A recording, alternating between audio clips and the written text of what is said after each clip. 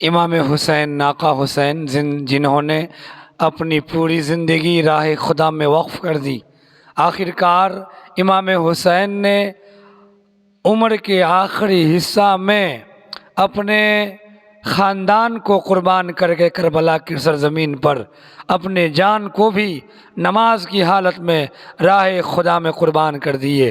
وہ امام حسین ہیں جن کے خون سے اور ان کے خاندان کے خون سے اور 72 جانثاروں کے خون سے کربلا کی سرزمین کو رنگا گیا، کربلا کی سرزمین کو خون سے رنگا گیا۔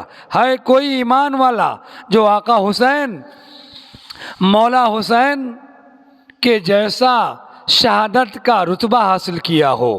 اللہ اللہ، امام حسین کے اندر شجاعت بھی تھی، امام حسین کے اندر صبر بھی تھا، امام حسین کے اندر استقامت بھی تھی۔ امام حسین نے کربلا کی سرزمین پر اپنے جان کو دینا گوارا کیے، لیکن اپنے ہاتھ کو یزید کے ہاتھ میں رکھنا گوارا نہیں کیے، خدا کے دین کو یزید کے ہاتھ میں سپرد کرنا گوارا نہیں کیے۔ آقا حسین مولا حسین کی عزت کو سلام کرتے ہیں، ان کی عظمت کو سلام کرتے ہیں۔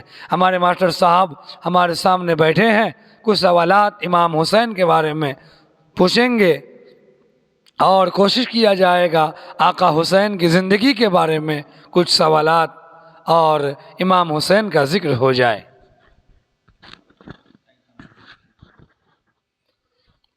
بہت بہت شکریہ حافظ قاری صاحب، اور ہمارے اس چینل سے جڑے ہوئے ہمارے اسلامی بھائی بہن کو ہمارے طرف سے بالخصوص السلام علیکم۔ اور آگے کی گفتگو ہم لوگ جاری رکھیں گے، اور آج کا موضوع ہمارا ہے، جیسے کہ حافظ صاحب نے بتایا، کربلا کی میدان اور امام حسن رضی اللہ تعالیٰ عنہ۔ تو حافظ جی سے یہی ہم لوگ آج جانیں گے کہ امام حسن رضی اللہ تعالیٰ کا بچپن کس طرح بیتا، اور کربلا کے میدان جنگ میں کیا جوہر دکھائے۔ ایک طرف 72 کیول ایک طرف سپہ سالار، ایک طرف ہزاروں کا لشکر۔ اس پر ہم لوگ تھوڑا آپ سے جاننا چاہیں گے، اور اس پہ گفتگو ہم نے آسان لفظوں میں تھوڑا بیان کر کے بتائیں آپ۔ بہت بہت اچھا سوال آپ نے پوچھے ماسٹر صاحب۔ امام حسین کے بچپن کی زندگی، ہمارے آقا صلی اللہ علیہ وسلم نے امام حسن امام حسین کو اپنے پرورش میں پالے، اپنے گھر میں اپنے نگرانی میں پالے، جن کی تربیت کرنے والے کوئی اور نہیں، وہ آمنہ کے لال ہو، محمد رسول اللہ صلی اللہ علیہ وسلم ہو، ان کی تربیت کا کیا عالم ہوگا۔ ایک بار کچھ صدقہ کے کھجور ایک ٹوکری میں آیا ہوا تھا اور لا کر کے پیش کر دیا گیا۔ امام حسین رضی اللہ تعالیٰ عنہ نے وہ صدقہ کے کھجور میں سے ایک کھجور اپنے منہ میں ڈال لیتے ہیں۔ ہمارے آقا صلی اللہ علیہ وسلم کی نظر امام حسین پر پڑی۔ میرے نبی صلی اللہ علیہ وسلم امام حسین کے پاس گئے اور کہنے لگے، کخ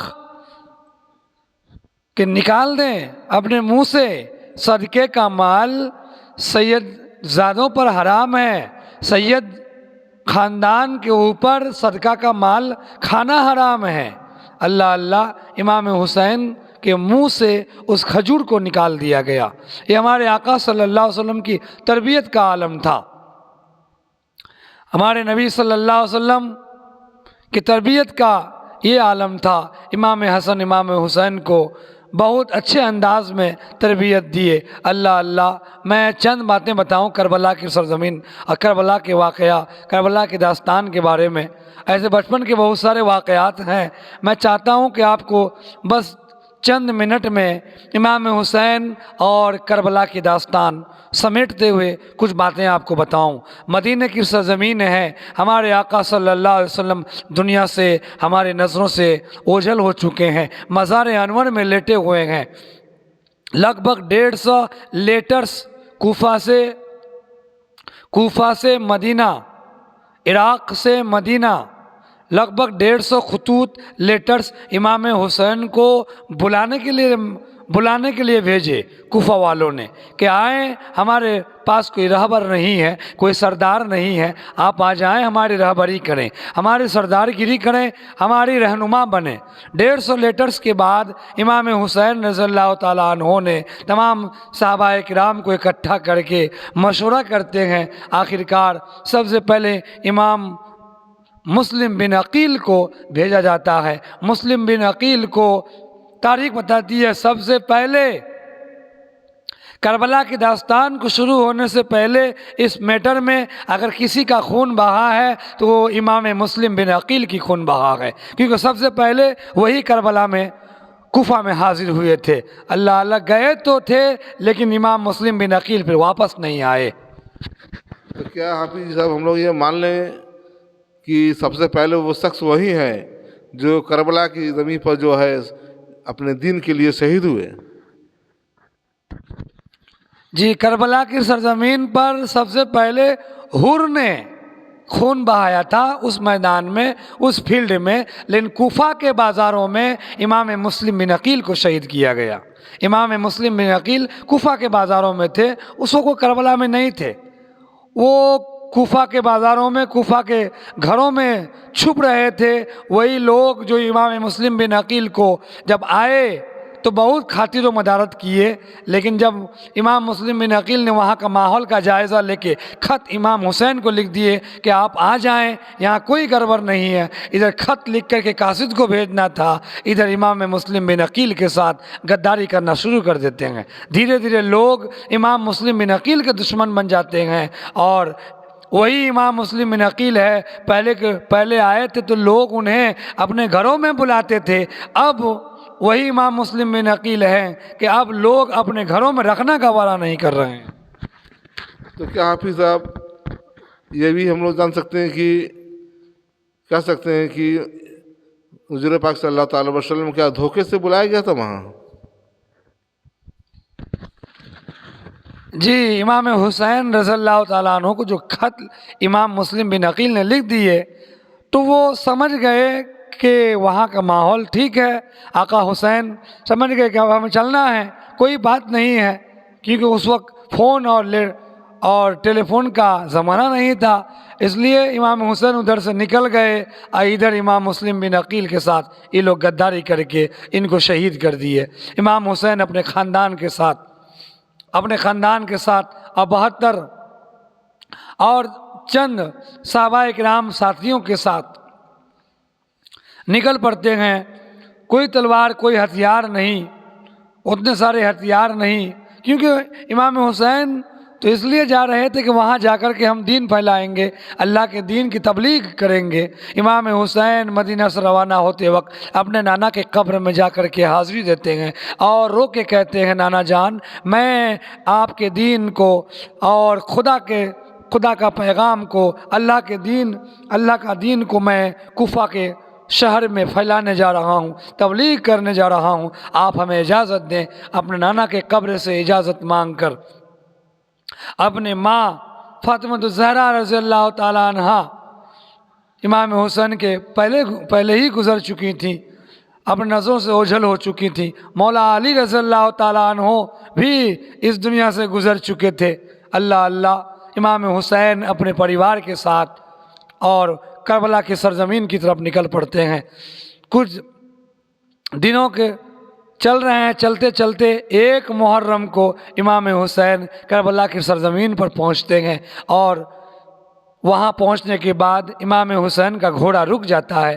امام حسین کا گھوڑا رک جاتا ہے، آگے نہیں چلتا ہے۔ امام حسین نے فرمایا اپنے ساتھیوں سے، اے میرے ساتھیوں، میرا گھوڑا آگے نہیں بڑھ رہا ہے، یہ کون سی جگہ ہے؟ تو لوگوں نے کہا، یا مولا حسین، اس سرزمین کا نام ہے ماریا، اور لوگ اسے دوسرا نام کربلا بھی کہتے ہیں۔ آقا حسین سمجھ گئے، او گھوڑا اس لیے نہیں بڑھ رہا ہے، یہی کربلا ہے، میرے نانا نے مجھے پہلے ہی بشارت مجھے دی تھی، اور شہید ہونے کا مجھے بشارت میرے نانا نے مجھے پہلے ہی سنا دیے تھے، اب کہیں جانے کی ضرورت نہیں ہے، میرے گھوڑے نے مجھے یہ مقام تک پہنچا دیا ہے، اب یہیں پر اپنا پڑاؤ ڈال لو، اپنا ٹینٹ گرا لو۔ اللہ اللہ، ایک محرم کو وہاں اپنا پڑاؤ ڈال لیتے ہیں۔ جب یزید کو معلوم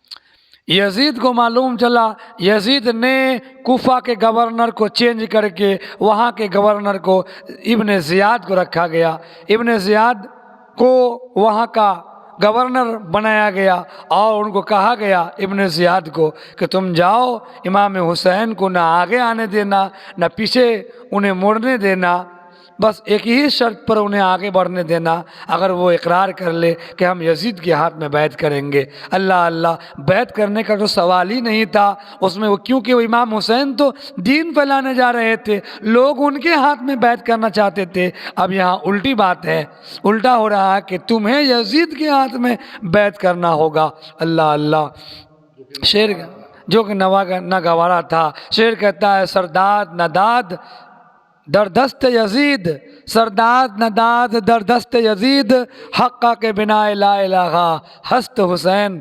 امام حسین نے کربلا کی سرزمین پر یزید کے ہاتھ میں اپنا ہاتھ دینا گوارا نہیں کیے۔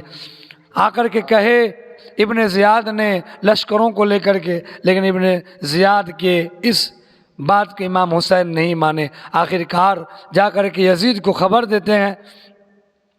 یزید نے کہا کہ اگر وہ نہیں مانتے ہیں تو امام حسین کے لیے پانی بند کر دیا جائے، امام حسین کو پانی کا ایک قطرہ نہ دیا جائے، وہی نہیں ان کے ساتھ جتنے بھی ہیں سب کا پانی بند کر دیا جائے۔ اللہ اللہ، 7 محرم کو امام حسین کے لیے پانی بند کر دیا گیا، ان کے قافلہ والوں کے لیے پانی بند کر دیا گیا۔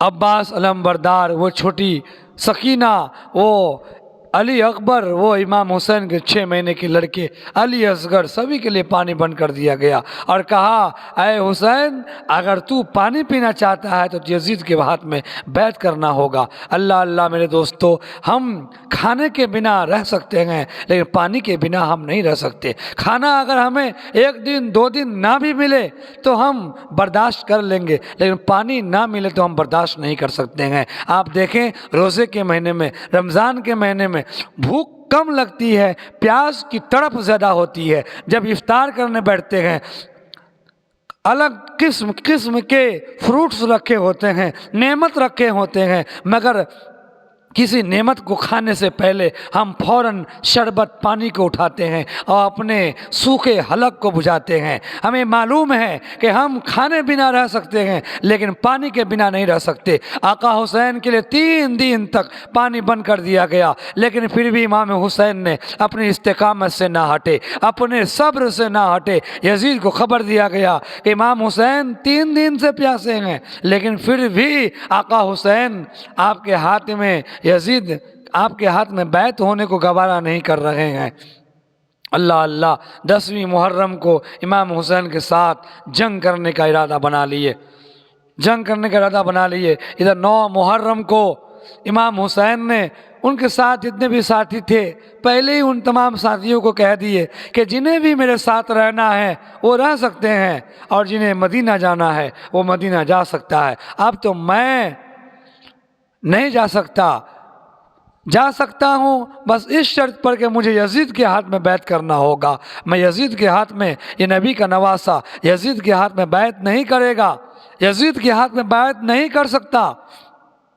جان دینا گوارا کریں گے لیکن یزید کے ہاتھ میں بیعت کرنا گوارا نہیں کریں گے۔ اللہ اللہ، کچھ ایمان کے کمزور تھے، کچھ مدینہ کی طرف واپس چلے گئے۔ تاریخ بتاتی ہے صرف 72 جانثار، 72 سپہ سالار اسلام کے جو امام حسین کے ساتھ راہ خدا میں اپنی جان کو قربان کرنا گوارا کر رہے تھے، پسند کر رہے تھے، 72 جانثار امام حسین کے ساتھ ٹھہرے۔ اللہ اللہ، وہ 9ویں محرم ہے، امام حسین رضی اللہ تعالیٰ عنہ، امام حسین، آقا حسین رضی اللہ تعالیٰ عنہ خیمے کے اندر بیٹھے ہوئے ہیں، ان کی بہن زینب بھی ہیں، رات میں جان رہی ہیں کہ صبح جنگ ہونی ہے، لڑائی ہونی ہے۔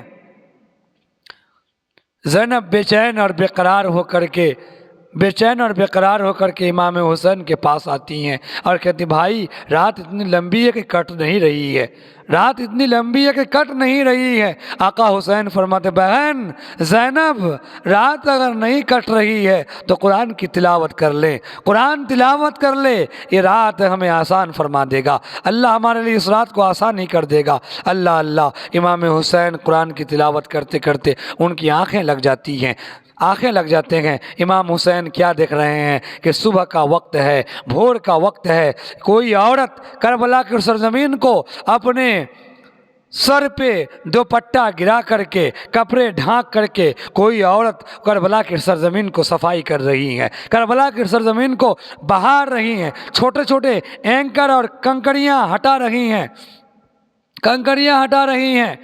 किसी ने गैब से आवाज़ आई, गैब से आवाज़ आई, ऐ औरत तू ये क्यों ऐसा कर रही है, ये कंकड़ियाँ क्यों हटा रही हैं, ये छोटे छोटे पत्थरों को क्यों हटा रही हो। वो औरत कहती हैं कि मैं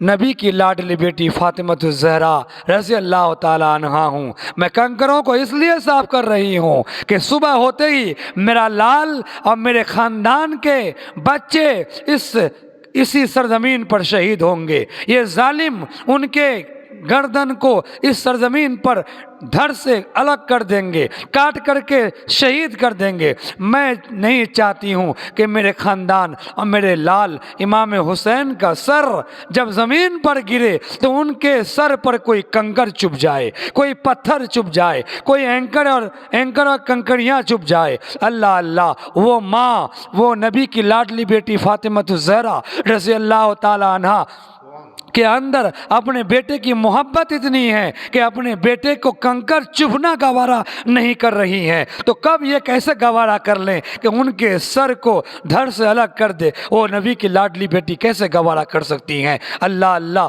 कितना दर्द हुआ होगा। तारीख़ बताती है जब इमाम हुसैन को करबला की सरजमीन पर शहीद किया गया, तारीख बताती है कि आसमान में मातम छा गया, आसमान अंधेरा हो गया, एक तूफ़ान आ गया, एक अंधेरा छा गया, हर तरफ अंधेरा ही अंधेरा नज़र आ गया जब इमाम हुसैन को करबला की सरजमीन पर शहीद किया गया। अल्लाह अल्लाह सुबह हो जाती है। आका हुसैन रज़ियल्लाहु ताला अन्हु लड़ने की गर्ज से तो आए नहीं थे।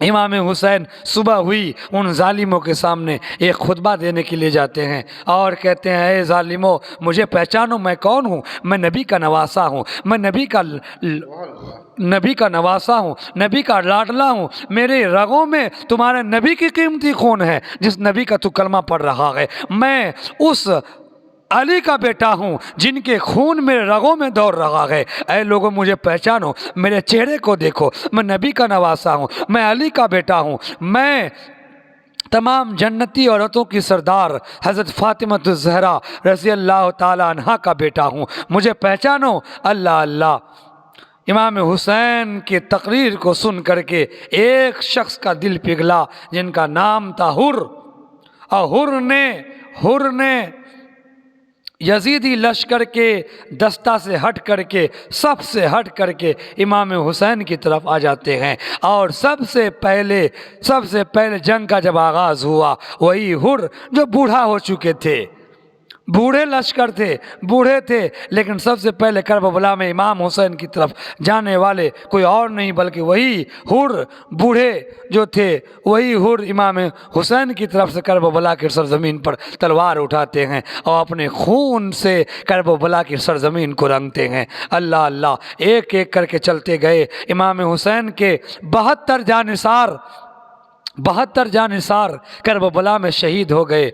72 जानिसार शहीद होने के बाद अब किसको भेजें, अब किन्हें भेजें। अल्लाह अल्लाह इमाम हुसैन ऐलान फरमाते हैं, अब मेरे ख़ानदान में से ना मेरा भतीजा कासिम जाएगा, ना मेरा भतीजा अब्बास जाएगा, ना मेरे भाई عباس علمبردار جائیں گے بلکہ میرا جوان 16 سال کا بیٹا علی اکبر ان ظالموں سے مقابلہ کرے گا۔ اللہ اللہ، علی اکبر کو آواز لگاتے ہیں۔ وہ تپتی ہوئی جوانی تھی علی اکبر کی، وہ دمکتا ہوا چہرہ تھا علی اکبر کا۔ امام حسین اپنے ہاتھوں سے انہیں سجاتے ہیں، ان کے سر پر پگڑی باندھتے ہیں اور ان کے ہاتھ میں وہی بابا علی کی تلوار دیتے ہیں، وہی تلوار ذوالفقار تماتے ہیں، وہی تلوار لے کر کے جب علی اکبر ان ظالموں کے سامنے جاتے ہیں، ان ظالموں کے سامنے گئے، تمام لوگ دیکھ کر کے ہکا بکا رہ گئے، کیونکہ علی اکبر کا چہرہ میرے مصطفیٰ کے چہرے سے ملتا تھا،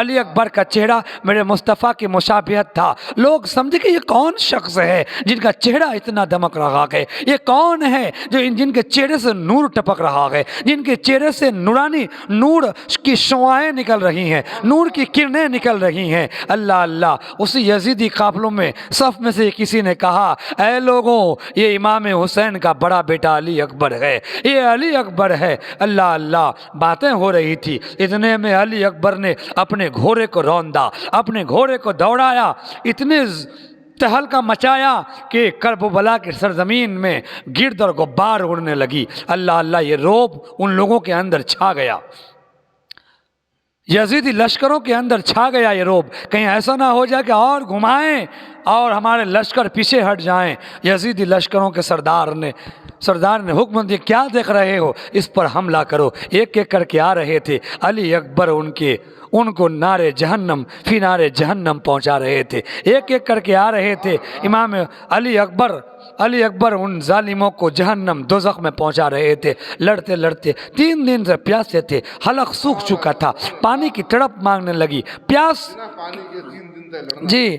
پیاس کی شدت ستانے لگی۔ علی اکبر اس جنگ سے چھوڑ کر کے پھر واپس اپنے بابا کے پاس آتے ہیں، کہتے بابا ایک قطرہ پانی دے دیں تاکہ اس سوکھے حلق کو میں بجھا سکوں، اس سوکھے حلق کو میں تر کر سکوں، بھینگا سکوں اور ان ظالموں کا مقابلہ کر سکوں۔ امام حسین فرماتے ہیں، بیٹا تجھے ایک قطرہ پانی دینے کے لیے میرے پاس نہیں ہے، جا، میرے نانا جان تیرے لیے حوض کوثر پر انتظار کر رہے ہیں، میرے نانا جان تجھے اپنے ہاتھوں سے وہ جام شہادت، وہ جام کوثر پلائیں گے، وہ شربت جو دودھ سے زیادہ سفید اور شہد سے زیادہ میٹھا، وہ شربت میرے نانا تیرے لیے لے کر کے انتظار کر رہے ہیں، جا بیٹا، میرے نانا تیرے لیے انتظار کر رہے ہیں۔ علی اکبر پھر پانی نہ لیتے ہوئے علی اکبر پھر پیاسے ان ظالموں کے نرغے میں گھس گئے، ایک ایک کر کے آتے گئے، ان ظالموں کو جہنم میں پہنچاتے گئے۔ جب ظالموں نے دیکھا کہ ان کا مقابلہ اگر ایک ایک کر کے کریں گے تو نہیں کر پائیں گے، اس لیے سردار نے حکم دیا یزیدوں کا، کہا کہ کیا دیکھ رہے ہو، ایک بار اس پر ٹوٹ پڑو، ایک بار حملہ کرو، تب جا کر کے امام حسین کا لال اس سرزمین پر ہم گرا سکتے ہیں، ان کے خون سے کربلا کے سرزمین کو ہم رنگ سکتے ہیں، لال کر سکتے ہیں۔ اللہ اللہ، ایک بار گی چاروں طرف سے حملہ ہونے لگا، تیروں کی بوچھار ہونے لگی۔ اللہ اللہ، ایک ظالم آتے ہیں، علی اکبر رضی اللہ تعالیٰ عنہ کو تلوار سے مارتے ہیں۔ علی اکبر رضی اللہ تعالیٰ عنہ گھوڑے کی ذہن سے نیچے گر جاتے ہیں اور ان کے دھڑ کو، ان کے بدن سے ان کے سر کو الگ کر دیتے ہیں۔ اللہ اللہ، الگ نہیں بلکہ الگ کرنے کے بعد ان کے لاش کو ٹکڑے ٹکڑے کر دیتے ہیں۔ امام حسین دیکھ میرا بیٹا گر گیا ہے، فوراً دوڑ کر کے جاتے ہیں، دوڑ کے جانے میں اتنی لیٹ ہو جاتی ہے کہ ان ظالموں نے ایسا گھوڑے روندے کہ علی اکبر کے چسرے اڑا دیے، ہر بدن کے اعضاء کو علی اکبر کے الگ الگ بکھیر دیتے ہیں۔ اللہ اللہ، امام حسین اپنے بیٹے جوان علی اکبر کے سر کو پکڑ اٹھا کر کے خیمے میں لاتے ہیں۔ علی اکبر کا سر دیکھنا تھا، پورے خیمے میں کوہرام مچ جاتا ہے، عورتوں کی چیخ نکل جاتی ہیں، عورتوں کی پکار نکل جاتی ہے، عورت بدحواس ہو جاتی ہیں۔ اللہ اللہ، اتنے میں میرے دوستو وہ امام حسین کا چھوٹا بیٹا جن کے 6 مہینے کی عمر تھی، لڑنے تو آئے نہیں تھے، اگر لڑنے آتے تو اور سپہ سالار لے کر کے آتے، وہ 6 مہینے کے بیٹے کو کیوں لے کر کے آتے، وہ اپنے عورتوں کو کیوں لے کر کے آتے، لڑنے نہیں آئے تھے بلکہ دین پھیلانے کے لیے آئے تھے۔ اللہ اللہ، उस 3 दिन से पानी ना पीने की वजह से इमाम हुसैन का छोटा बेटा अली असगर टेंट के अंदर, खेमे के अंदर चीखने की आवाज़ आती है, रोने की आवाज़ आती है। अली इमाम हुसैन ने फ़ौरन खेमे के अंदर गए। क्या देख रहे हैं कि 6 महीने का अली असगर रो रहे हैं, मेरा लाल तड़प रहे हैं, हाथों और पैरों को मार रहे हैं पानी के एक बूंद के लिए। औरतों के थन सूख चुका था पानी ना मिलने की वजह से।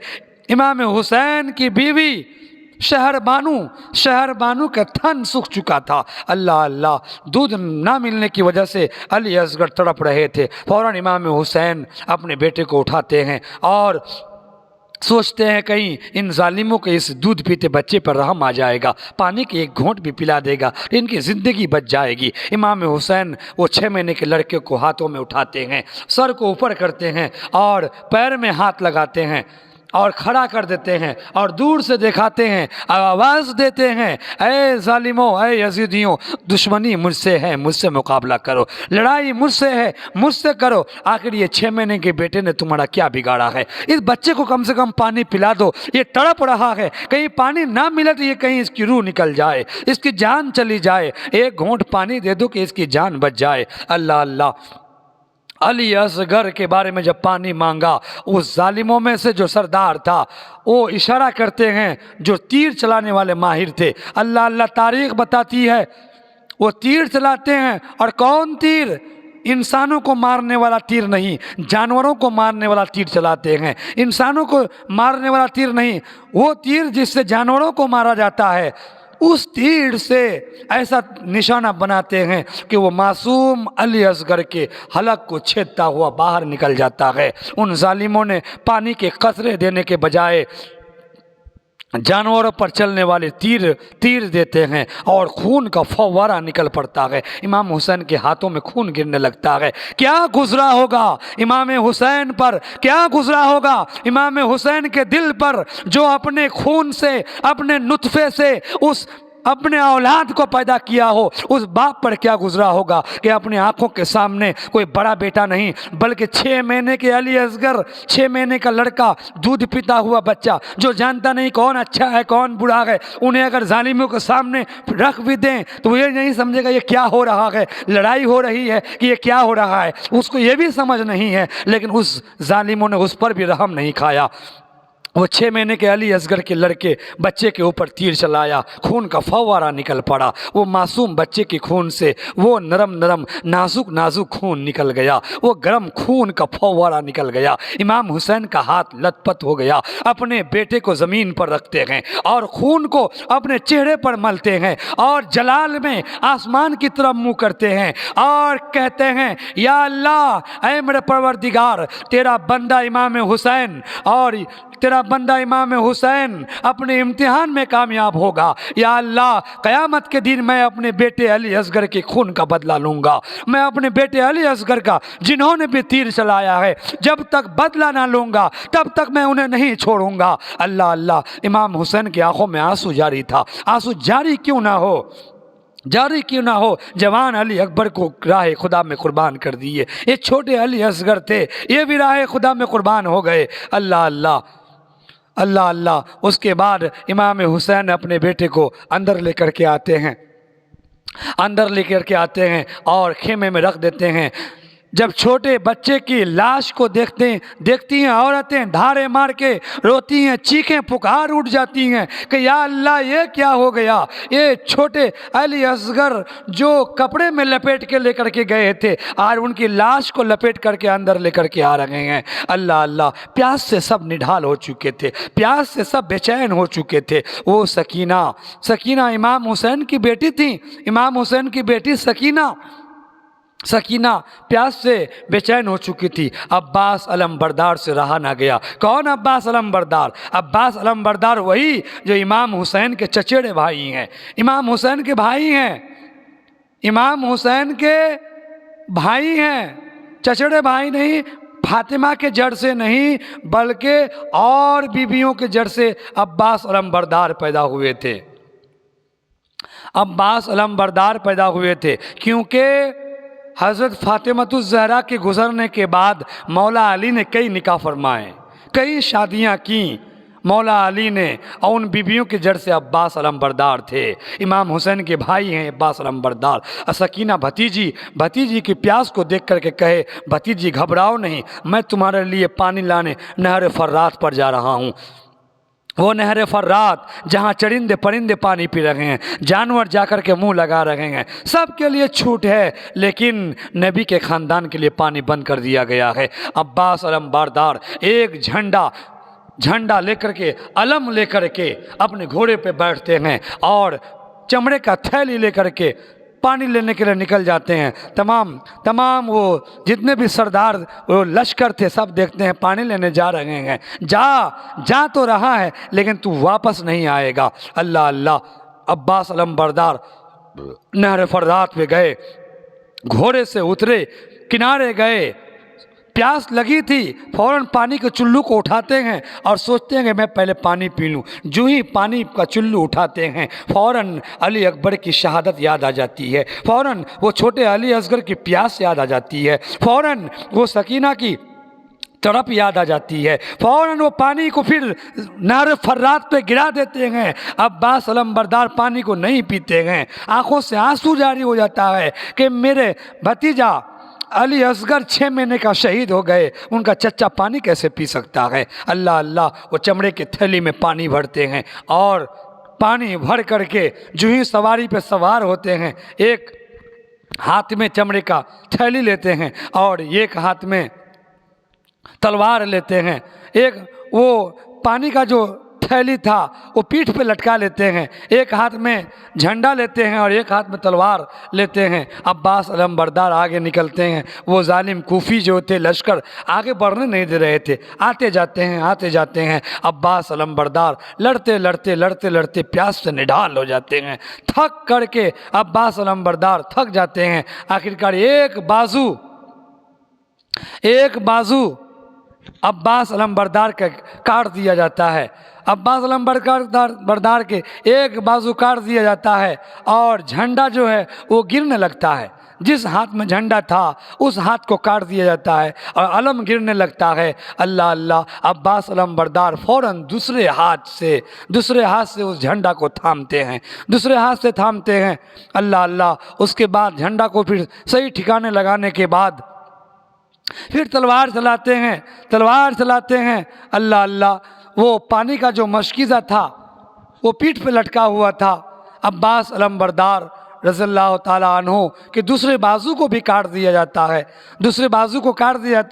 تاریخ بتاتی ہے کہ پانی کا جو تھیلا تھا عباس علمبردار اپنے منہ میں دانت میں چبائے ہوئے لے کر کے آگے جاتے ہیں. آخرکار ایک کوفی ایسا تیر مارتا ہے کہ وہ پانی کے تھیلے کو چھیدتا ہوا باہر ہو جاتا ہے، پورا پانی گر جاتا ہے. آخرکار چلتے اتنے تیر سے لہو لہان ہو گئے تھے کہ کچھ ہی دور تھا ٹینٹ اور ان کا خیمہ. عباس آگے نہیں بڑھ پاتے ہیں اور گھوڑے کی زین سے نیچے گر جاتے ہیں، آگے چلنے کی طاقت نہیں ہوتی ہے.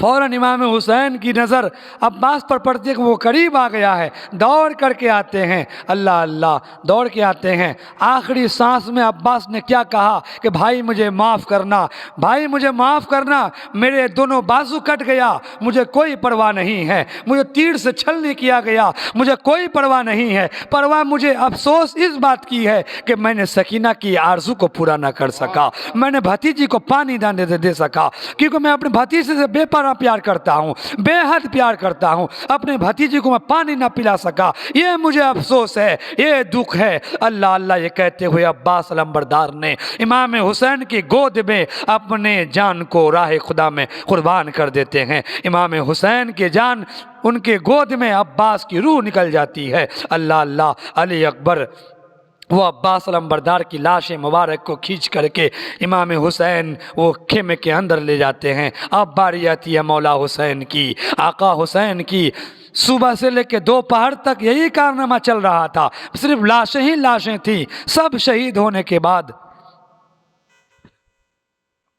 آخرکار امام حسین رضی اللہ تعالیٰ عنہ کی باری آئی. آقا حسین نے اپنے سر پر اپنے نانا کے امامہ کو باندھتے ہیں، اپنے کمر میں بی بی فاطمہ الزہرا کا دوپٹہ باندھتے ہیں اور اپنے بازو میں بابا علی کی تلوار ذوالفقار تھامتے ہیں اور نکل جاتے ہیں۔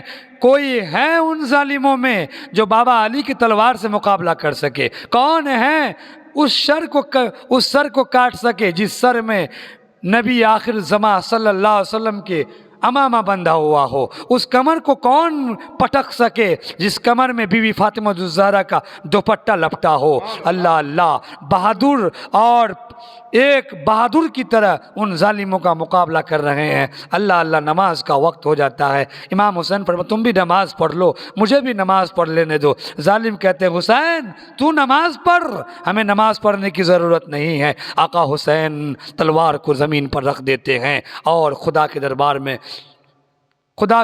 اپنی جان کو پیش کر دیتے ہیں اور نماز کی حالت میں امام حسین کو شہید کر دیا جاتا ہے۔ ایک سجدہ پورا کرتے ہیں، دوسرے سجدے میں امام حسین اپنے سر کو گراتے ہیں۔ اللہ اللہ، ان ظالموں میں ایک شمر نام کا ظالم تھا، یزیدی تھا، جو آ کر کے امام حسین کے سر کو دھڑ سے الگ کر دیتے ہیں۔ اللہ اللہ، وہ دن جمعہ کا دن تھا۔ امام حسین کو بھی ان ظالموں نے کربلا کی سرزمین پر خون سے اس زمین کو رنگ دیا، آقا حسین کو بھی کربلا کی سرزمین پر شہید کر دیا ان ظالموں نے۔ یہ میرے حسین کی داستان تھی، یہ میرے آقا حسین کی داستان تھی۔ کربلا کے میدان میں اللہ تعالی ہم سبھی کو امام حسین اور اہل بیت سے بے پناہ محبت اور الفت کرنے کی توفیق اور رفیق عطا فرمائے۔ وآخر دعوانا ان الحمدللہ رب العالمین۔